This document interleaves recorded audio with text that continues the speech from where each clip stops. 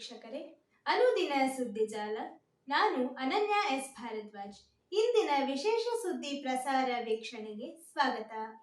ಆರ್ಥಿಕ ಭಯೋತ್ಪಾದನೆ ಪ್ರಕರಣದ ಆರೋಪಿಗೆ ಜಾಮೀನು ನೀಡಿದ ಸುಪ್ರೀಂ. ಅನಿವಾರ್ಯ ಸಂದರ್ಭಗಳಲ್ಲಿ ಮಾತ್ರ ಜಾಮೀನು ನಿರಾಕರಿಸಬಹುದು ಎಂಬ ಅಂಶ ಕಾನೂನುಬಾಹಿರ ಚಟುವಟಿಕೆ ನಿಯಂತ್ರಣ ಕಾಯ್ದೆಯಡಿ ಯುಎಪಿಯ ದಾಖಲಾದ ಪ್ರಕರಣಗಳಿಗೂ ಅನ್ವಯವಾಗುತ್ತದೆ ಎಂದು ಸುಪ್ರೀಂ ಕೋರ್ಟ್ ಸೋಮವಾರ ಹೇಳಿದೆ.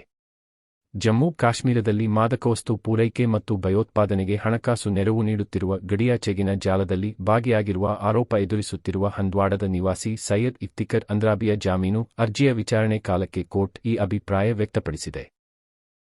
ಅಂದ್ರಾಬಿಗೆ ಜಾಮೀನು ಮಂಜೂರನ್ನೂ ಮಾಡಿದೆ.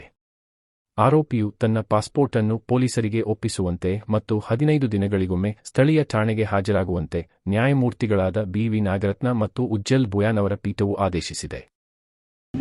ಯುಎಪಿಯಲ್ಲಿನ 43(5) ಸೆಕ್ಷನ್ ಅನಿರ್ದಿಷ್ಟಾವಧಿ ಜೈಲು ಶಿಕ್ಷೆಯನ್ನು ಸಮರ್ಥಿಸುವುದಿಲ್ಲ ಮತ್ತು ಅದು ಸಂವಿಧಾನದ 21 ಮತ್ತು 22ನೇ ವಿಧಿಯ ಅಡಿ ಕಾರ್ಯನಿರ್ವಹಿಸಬೇಕು.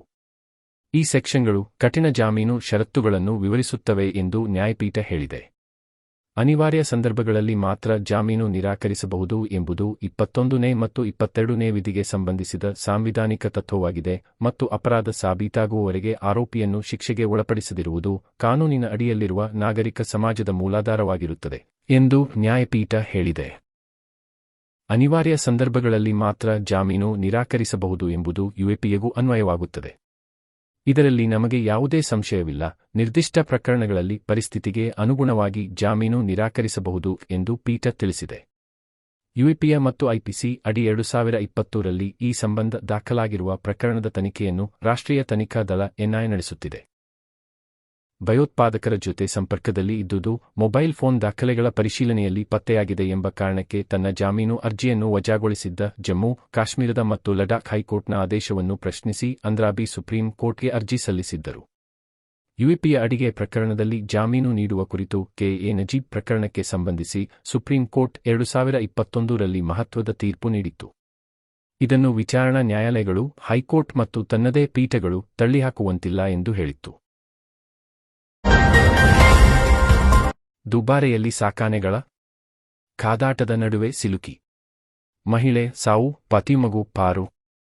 ಮಡಿಕೇರಿಯ ಕುಶಾಲನಗರದ ದುಬಾರೆ ಶಿಬಿರದಲ್ಲಿ ಸೋಮವಾರ ಸಾಕಾನೆಗಳಾದ ಕಂಜನ್ ಮತ್ತು ಮಾರ್ತಾಂಡ ನಡುವಿನ ಕಾದಾಟದಲ್ಲಿ ಸಿಲುಕಿದ ಪ್ರವಾಸಿ ಮಹಿಳೆ ತಮಿಳುನಾಡಿನ ಜೋಯ್ಸಿ ಮೃತಪಟ್ಟಿದ್ದಾರೆ.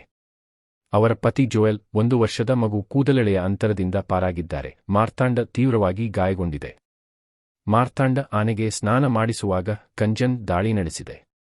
ಇದರಿಂದ ಮಾರ್ತಾಂಡ ಆನೆ ಜೋಯ್ಸಿ ಮೇಲೆ ಬಿದ್ದಿದ್ದು ಅವರು ನೀರಿನಲ್ಲಿ ಸಿಲುಕಿಕೊಂಡಿದ್ದರು. ಈ ವೇಳೆ ಮಗುವನ್ನು ಹಿಡಿದುಕೊಂಡು ಪತಿ ಜೋಯಲ್ ಪಾರಾದರು. ಜೋಯ್ಸಿ ಅವರನ್ನು ಎಳೆಯಲು ಜೋಯಲ್ ಯತ್ನಿಸಿದರಾದರೂ ಅಷ್ಟು ಹೊತ್ತಿಗಾಗಲೇ ಆನೆಯು ಮೇಲೆಯೇ ಬಿದ್ದು ಒದ್ದಾಡುತ್ತಿತ್ತು. ನಂತರ ಅವರು ಪತ್ನಿಯನ್ನು ಆನೆಯ ಕೆಳಗಿನಿಂದ ಹೊರಕ್ಕೆ ಎಳೆದರು. ಘಟನೆಯನ್ನು ದೂರದಿಂದ ನೋಡುತ್ತಿದ್ದ ರ್ಯಾಫ್ಟಿಂಗ್ ತಂಡದ ಪ್ರತಾಪ್, ನಿಶ್ಚಿತ್, ನಿತನ್, ಪುರುಷೋತ್ತಮ್, ರೋಹಿತ್ ಅವರು ಸ್ಥಳಕ್ಕೆ ಧಾವಿಸಿ ಮಹಿಳೆಯನ್ನು ಬೋಟ್ ಮೂಲಕ ದಡಕ್ಕೆ ತರುವಲ್ಲಿ ಸಹಕರಿಸಿದರು. ಆಂಬ್ಯುಲೆನ್ಸ್, ಅರಣ್ಯ ಇಲಾಖೆ ವಾಹನಕ್ಕೆ ಕಾಯದೆ ಖಾಸಗಿ ವಾಹನದಲ್ಲಿ ಕುಶಾಲನಗರದ ಖಾಸಗಿ ಆಸ್ಪತ್ರೆಗೆ ಕರೆತರುವ ಮಾರ್ಗದಲ್ಲಿ ಮಹಿಳೆ ಮೃತಪಟ್ಟಿದ್ದರು. ಮೇ 20ರಿಂದ ಸರ್ಕಾರಿ ಬಸ್ಗಳ ಸಾರಿಗೆ ಮುಷ್ಕರ ಸಂಭವ. ಸಾರಿಗೆ ನೌಕರರ ಸಂಘಟನೆಗಳು ಹಾಗೂ ಆಡಳಿತ ವರ್ಗಗಳ ಪ್ರತಿನಿಧಿಗಳ ನಡುವೆ ರಾಜಿ ಸಂಧಾನ ನಡೆಸಲು ಕಾರ್ಮಿಕ ಆಯುಕ್ತರು ಕರೆದಿದ್ದ ಸಭೆ ವಿಫಲವಾಗಿದ್ದು ಮೇ 20ರಿಂದ ಸರ್ಕಾರಿ ಬಸ್ಗಳ ಸಂಚಾರ ವ್ಯತ್ಯಯವಾಗುವ ಸಂಭವ ಇದೆ. ಕಾರ್ಮಿಕ ಆಯುಕ್ತರು ಸೋಮವಾರ ಹಲವು ಸುತ್ತಿನ ಮಾತುಕತೆ ನಡೆಸಿದರು.